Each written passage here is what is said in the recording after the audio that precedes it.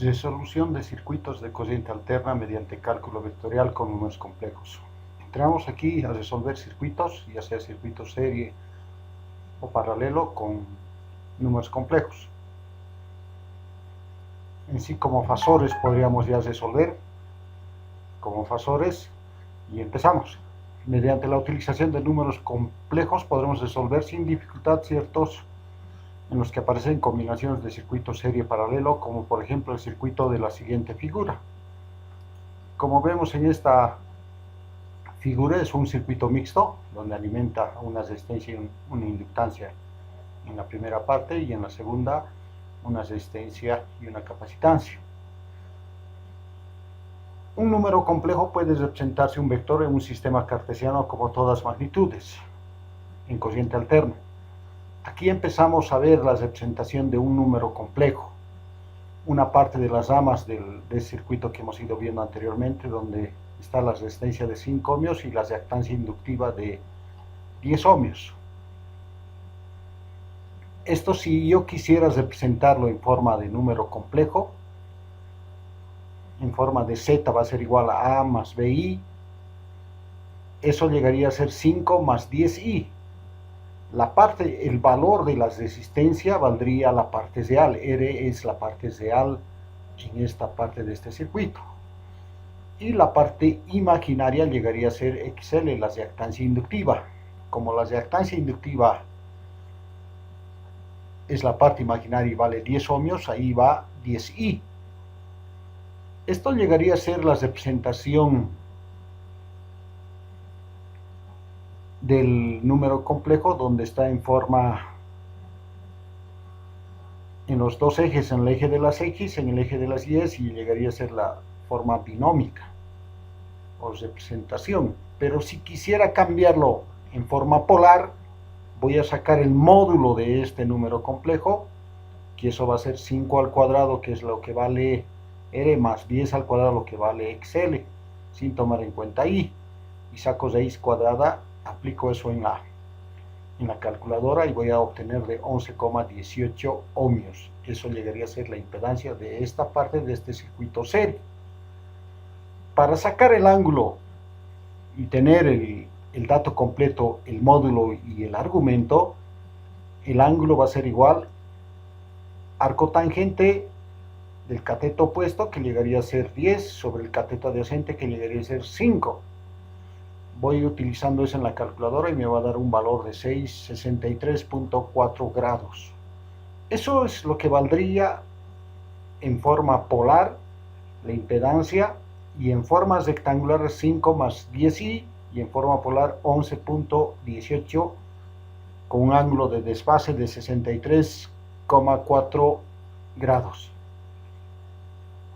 Si en el ejemplo anterior ahora ya no tomamos una reactancia inductiva, sino una reactancia capacitiva, como vemos en el gráfico, ahí está una resistencia de 15 ohmios y una reactancia capacitiva de 12 ohmios. Queremos representar esto en números complejos.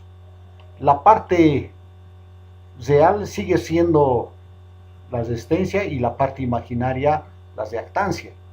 En este caso, cuando es reactancia inductiva, esto va a ser positivo, pero si es reactancia capacitiva, el valor va a ser 15 más 2, menos 12i, porque estamos trabajando con una reactancia capacitiva.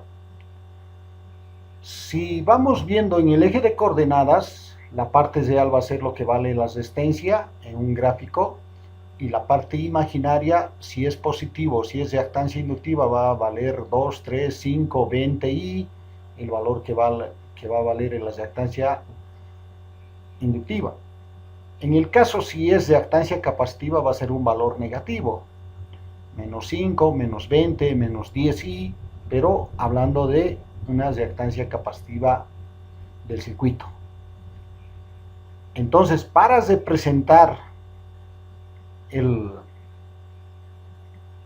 valor de una rama donde va a estar una resistencia y una reactancia, ya sea inductiva o capacitiva, la fórmula general va a ser igual, Z va a ser igual a la resistencia más la reactancia inductiva I, ya sea capacitiva o negativa, podría ser más menos, y para sacar el módulo yo voy a aplicar teorema de Pitágoras, resistencia al cuadrado más reactancia al cuadrado, y ahí voy a tener el módulo, y sacar el ángulo va a ser la inversa del tangente de la reactancia sobre la resistencia.